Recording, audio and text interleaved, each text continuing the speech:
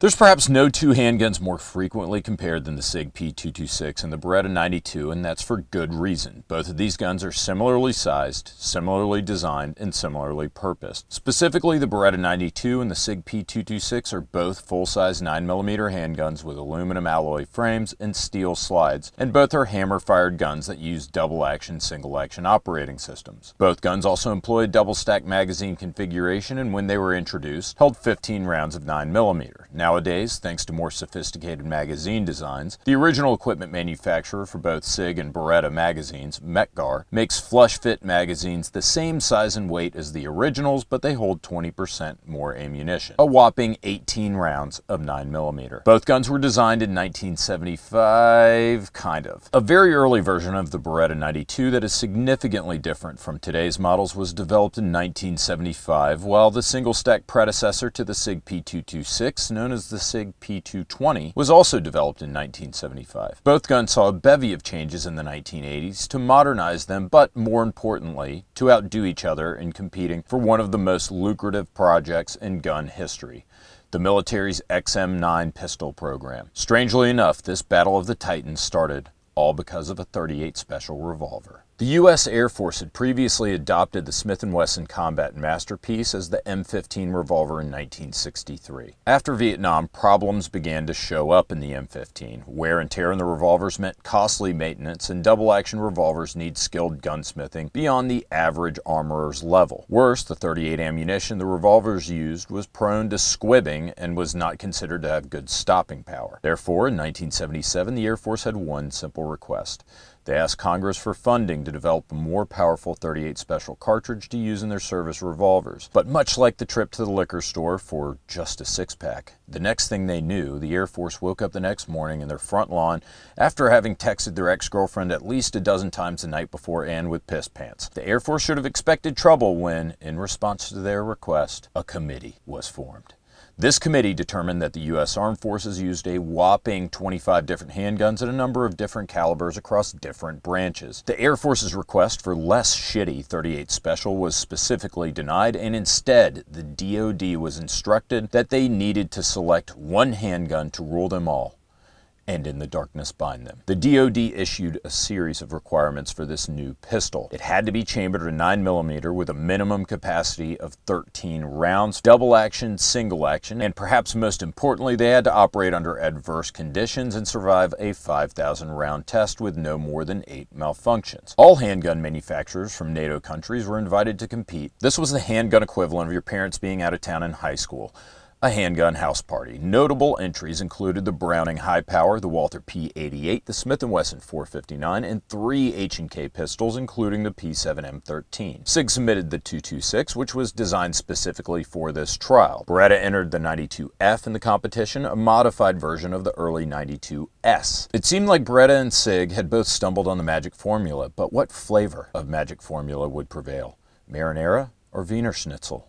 The parallels between these two guns made this clash of fate inevitable. We all know that Beretta prevailed, but let's talk about the test results first, and then we'll go to the range where myself, James Reeves, and TFB camera guy / handgun instructor Ryan pit these guns against each other at an urban pistol engagement distance. Finally, I'll conclude the video with my opinion on these two guns personally. Back to the story after initial testing, the Beretta, the Sig, the FN, the HK P7M13, and the Smith & Wesson Model 459 made the cut to go to the Aberdeen proving grounds for the final torture test. One of the 3 Smith & Wesson test pistols had a frame crack at some point between 4,500 and 5,000 rounds, so it was eliminated. The HK P7M13 was eliminated because it was surprisingly less reliable than the 1911 it was supposed to replace, averaging only 158 mean rounds between stoppages, while the 1911 edged out the P7 with 162 mean rounds between stoppages. The 2 left standing were the Beretta and the Sig P226. Some of you may recall in my Would I Carry a Beretta video, I used some of this XM9 data to talk about the Beretta 92's reliability. Many of you noticed that while the Beretta performed very well, one gun performed better: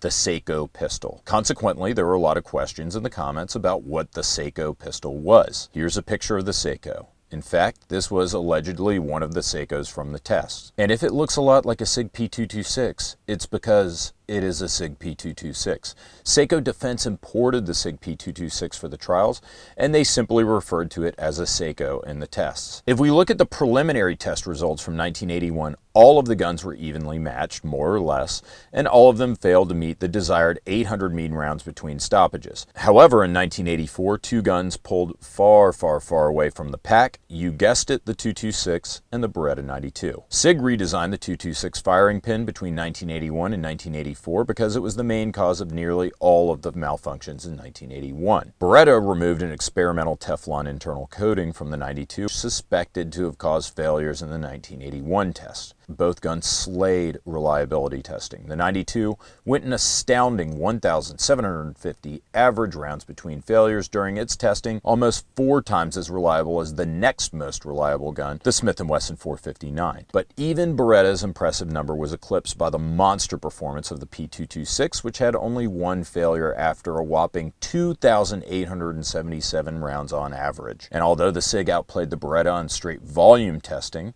the Beretta was about 10% more reliable than the 226 in the mud portion of the test, most likely because of the Beretta's large 180-degree ejection port and nearly straight blowback action. Both of the guns were 100% reliable for the corrosion test, which involved dunking the guns in salt water and leaving them in a humidity chamber for 10 days. By 1984, testing was over. The Sig had a combined score of 853 points, compared with Beretta's close score of 835 points. So why did the government choose the Beretta 92 over the 226? Easy. It was less expensive. Thus, in 1985, the Beretta 92 became the new standard issue pistol for U.S. Armed Forces until it was replaced, ironically, by a Sig in 2017. The P226 didn't completely lose out, however. It was issued as the Mark 24 and the Mark 25 to the U.S. Navy SEALs, and according to my interview with Jack Carr, a retired Navy SEAL, it was the handgun that earned the full trust of the units deploying with it. Now that we've gone over the government's decision, which one do I personally think is better? Beretta 92 versus Sig 226, a little bit too close to call. I've got two of each. I have two 226s and 9mm, and I've got two Beretta 92s, a 92 and a 92 compact. I love both of these guns. Same capacity, same weight, same caliber, same size, same color, same everything. Ultimately, it could come down to which one you just like the best, or maybe which one you shoot the best. So to find that out, Ryan and I took both these guns to the St. Bernard Indoor Shooting Center, did a very quick, very informal test to see if there was a vast discrepancy between the two of these in terms of shooting performance for both of us. We set targets up at 10 feet, 20 feet, and 30 feet, and we did some informal, semi-rapid shooting with both of these pistols, 5 rounds out of each one. We shot them, we added up the scores for each, we measured the groups for each, and then we kind of averaged the numbers all together to see if there is a difference in performance. Both pistols shot really well. As you can imagine, with long sight radius, long barrels, being relatively heavy, large, easy to control, they were both pretty easy to shoot. Ryan and I shot perfect scores at 10 feet with both guns. We shot near perfect or perfect scores at 20 feet, inch groups or smaller at both those distances. Things opened up a little bit for both of us at 30 feet, but for the most part, both these guns shot very well and very closely in terms of overall performance. With the Beretta 92 at 10 feet, 20 feet, and 30 feet, adding all those scores together and averaging them, both myself and Ryan averaged a 48.6 out of 50, which is not too shabby. We also had the exact same group size, on average 1.6 inches. As I said, at 10 and 20 feet, it was basically 1 inch, and things opened up to a little bit over 2 inches once we got to 30 feet. Looking at the Sig, I almost got the exact same score of 48.3. Ryan got a 46.3, which is 2.3 points less than his Beretta score of 48.6 on average. But you have to bear in mind that Ryan doesn't have as much time as I do on a Sig P226 as somebody who's owned one for a long time. And while my score was just a little bit lower with the Sig, my groups were also just a little bit tighter with the Sig, 1.4 inches and 1.7 inches for Ryan. To summarize, we basically both shot the Beretta 92 perhaps marginally better than we did with the 226, but again, it was a super informal test, and the way I interpret those results is it's too close to call. We shot them both about the same. And I will say, overall shooting experience, I'm gonna have to give the edge to the Beretta.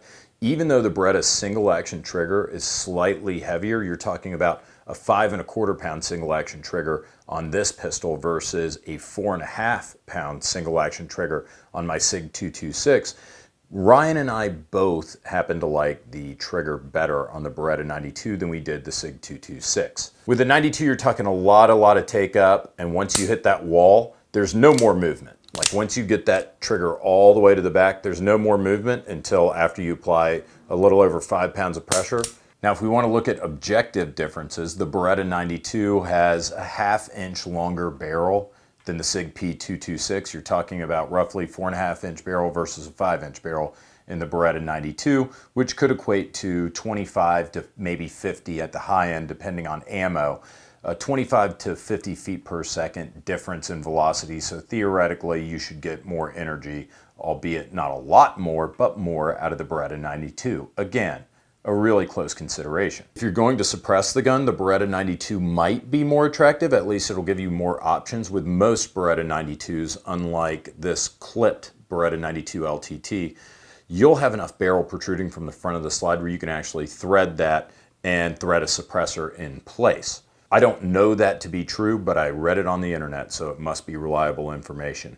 Also, an interesting thing is that because the Beretta 92 uses this falling block action, and you can see the barrel doesn't move much, at least it doesn't tilt with recoil. There are many suppressors where you don't need a Nielsen device or a booster device in order for them to function with the Beretta 92. Now, not all of them, and it's in fact a myth when people say, oh, you don't need a Nielsen device and you don't need a booster for a Beretta 92. That's actually not true. You still, most of the time, will probably need one, but with some suppressors, probably lighter suppressors, you don't. Related to that, the Beretta uses what's called a falling block design, and that's a little bit different. That's why it doesn't have a tilting barrel. It's got a little block that falls out of place. It keeps the chamber locked up until it hits a certain point.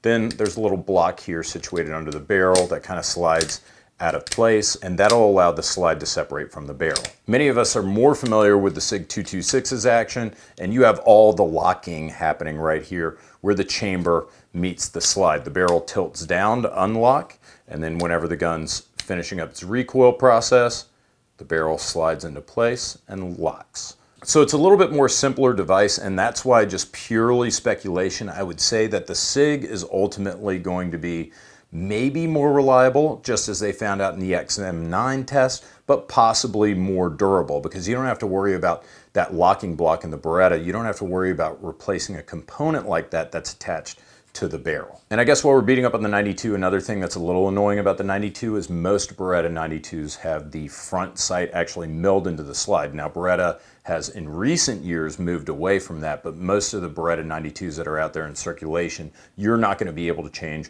the front sight on it. What I like about the 226, it's got no safety, but it does have a decocker that's really easy to use. See that? You can easily manipulate it one-handed. With the Beretta, you can get a 92F or a 92G. The 92F is going to have a safety, and the 92G is going to have a decocker, but that's up here, and it's slide mounted, which to me is a little bit more annoying than frame mounted and a little bit harder to use. Plus, it adds some width, as you can see on both sides of the Beretta 92. It's a little chunky, especially if you get an ambidextrous one like this. So that to me is another knock against the 92, although that won't bother most people. Relatedly, I was bouncing through government documents trying to find more evaluations of the Beretta 92 against the Sig 226 to see what police departments or federal law enforcement agencies had to say about the performance of either, and I found a very interesting article from the Sacramento Police Department. They were replacing their revolvers in 1986, and they wanted to go with autoloaders.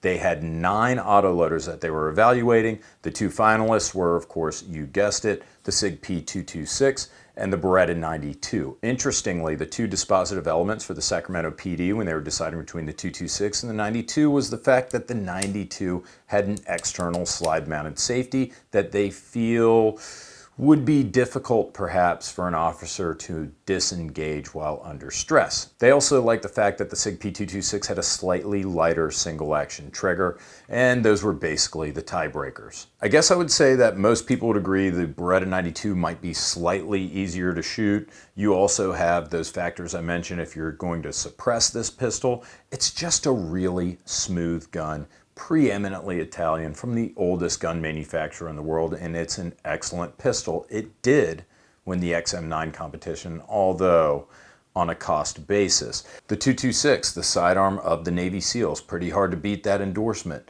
Perhaps a simpler operating mechanism, perhaps going to make it a little bit more reliable and a little bit more durable, and it did have better reliability numbers in the test. And I also like the controls better. We shot them about the same, they weigh the same, they look the same, they cost the same, they smell the same, they taste the same, whatever. Just get whichever one you like, maybe take it out to the range, shoot both of them, figure it out. In conclusion, I'm really skeptical of anyone who would say the 226 is better than the 92, or the 92 is objectively better than the 226, so on and so forth. In fact, if you're a real masochist, I mean, if you just absolutely hate yourself, then do what I did before I made this video. Look up Sig P226 versus Beretta 92 and check out the absolute pecker pulling that goes on in a lot of these forums. Ultimately, what it is we like what we like, and if somebody else doesn't like it, we don't like them, vice versa. But I like you. I like you a lot for watching, and I really like you if you're one of our Patreon or Subscribe Star supporters, or if you just simply subscribe to the channel if you like this content. Guys, thanks a ton for watching, and thank you to our sponsors, Ventura Munitions, Blue Alpha, and your online shooting sports superstore, Top Gun Supply. That's it for me today. Take care.